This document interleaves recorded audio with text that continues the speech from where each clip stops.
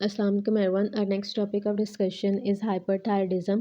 Means there will be increased level of T3 and T4. First one there is Graves' disease. Graves' disease is the most common cause of hyperthyroidism. इसमें क्या होगा कि जो thyroid stimulating immunoglobulin है IgG that will stimulate the thyroid TSH receptors on three sites thyroid gland, eye and skin. Thyroid gland पर जब ये act करेगी तो वहाँ पर हाइपरथायरडिज्म होगा और डिफ्यूज क्वाइटर होगा। जब ये स्किन पर एक्ट करेगी on dermal fibroblast it will cause pretibial myxoedema. When it will act on eye on orbital fibroblast it will cause Graves disease exophthalmos. अब थोड़ा सा इसमें पैथोफिजियोलॉजी बताई हुई है। जब टीएसएच रिसेप्टर्स स्टिमुलेट होंगे, टी सेल्स की एक्टिवेशन होगी, लिम्फोसाइट इन्फिल्ट्रेशन होगी, साइटोकाइंस इंक्रीज होंगे, गैग्स आ जाएंगे, ऑस्मोटिक प्रेशर इंक्रीज होगा, swelling होगी and there will be exophthalmos and it often presents during the state of stress like pregnancy. Association है HLA-DR3 और HLA-B8 के साथ। Basically it is autoimmune disease. जैसे हमने उसमें भी देखा था हैशिमोटो थायराइडाइटिस में उसकी एसोसिएशन भी HLA-DR3 के साथ थी। हिस्टोलॉजी में देखें तो there will be tall crowded follicular epithelial cells with scalloped colloid. Means इसका कुछ इस तरह से स्कैलप्ड कोलाइड होगा, अनइवन सा कोलाइड होगा क्योंकि फॉलिकुलर सेल्स की एक्टिविटी ज़्यादा होगी because they will be actively reabsorbing the colloid to produce more thyroid hormone.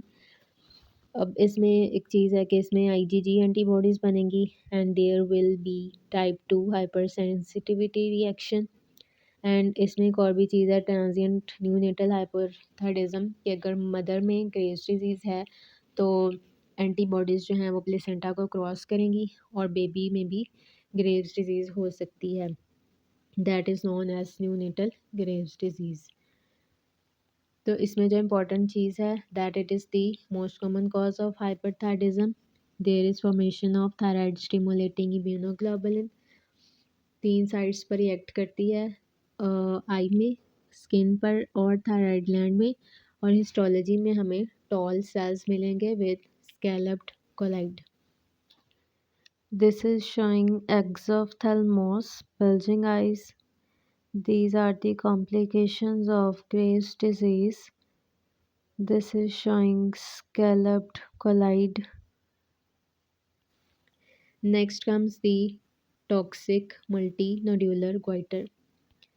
जैसे कि अब हम जो ग्रेव्स डिजीज़ है ना उसको हम बोलते हैं टॉक्सिक डिफ्यूज़ गोइटर, जबकि ये है टॉक्सिक मल्टीनोड्यूलर गोइटर। इन दोनों में डिफरेंस क्या है? टॉक्सिक का मतलब होता है harmful, goitre means enlarged thyroid gland. अब इसमें जो है वो डिफ्यूज़ थायराइड ग्लैंड है, यानी कि एक जैसी जो है एनलार्जमेंट होती है। इसमें जो है वो मल्टीपल नोड्यूल्स मिलेंगे हमें थायराइड ग्लैंड के, यानी कि फोकल पैचेस होंगे, हाइपर फंक्शनिंग फॉलिकुलर सेल्स के हमें पैचेस मिलेंगे, यानी डिफ्यूज़ एनलार्जमेंट नहीं होगी, मल्टीपल नोड्यूल्स होंगे, मल्टीपल पैचेस होंगे फॉलिकुलर सेल्स के। That will be hyper functioning, that will be distended with colloid and that will be functioning independently, and there will be mutation of the TSH receptors. अब T3 T4 की release ज़्यादा होगी। अब इसमें एक चीज़ है हॉट नोड्यूल्स। अब इसमें 3 तरह के नोड्यूल्स होते हैं, हॉट नोड्यूल्स, वार्म और कोल्ड नोड्यूल्स। हॉट नोड्यूल्स जो हैं वो हाइपर फंक्शनिंग होते हैं। तो जब हम रेडियो एक्टिव स्कैन करते हैं तो ये हाइपर फंक्शनिंग की वजह से क्या करते हैं कि ये अब्जॉर्ब कर लेते हैं ज़्यादा रेडियो एक्टिव मटीरियल को, तो हमें ये ज़्यादा विजुलाइज्ड होंगे रेडियो एक्टिव आयोडीन स्कैन पर। तो और इसके अलावा एक और इम्पॉर्टेंट चीज़ ये है कि they are rarely malignant.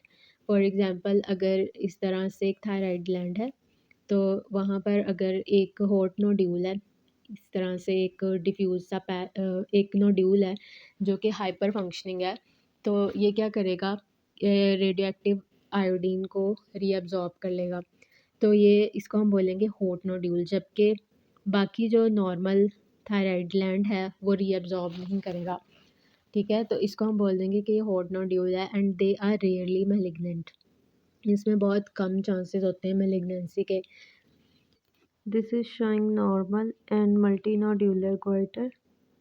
This is showing the difference between hot, warm, and cold nodule.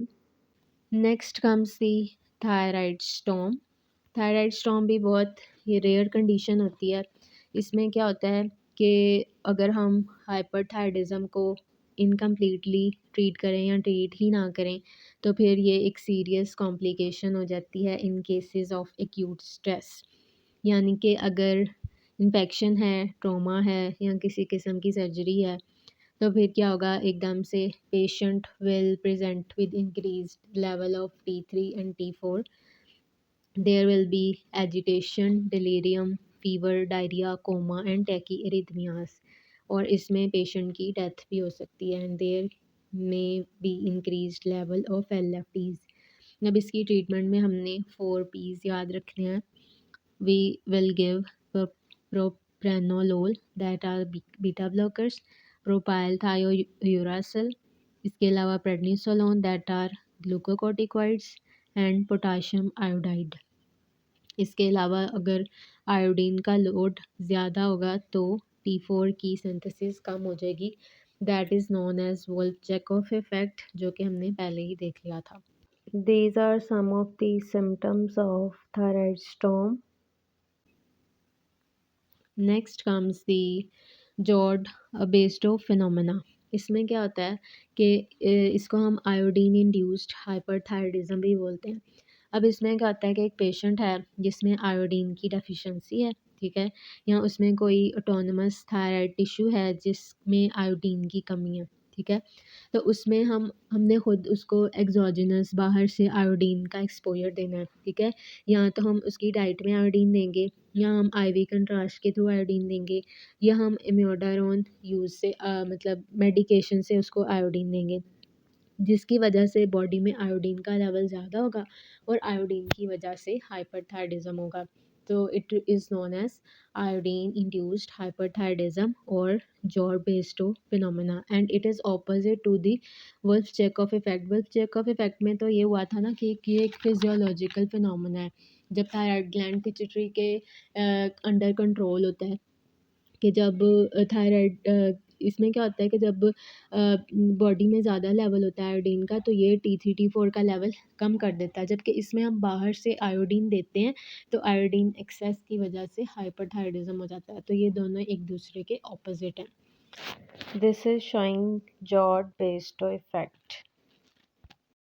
Next comes the causes of goiter। अब इसमें भी 2 तरह के कॉजेज़ हैं, एक स्मूथ या डिफ्यूज़ है और एक नोड्यूलर है। स्मूथ में हमने देख लिया था कि ग्रेव्स डिज़ीज़ थी और नोड्यूलर में हमने देखा था कि टॉक्सिक मल्टीनोड्यूलर goiter है।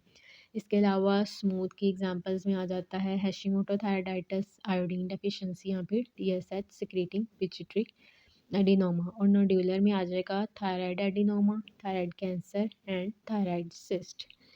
So that was all about hyperthyroidism.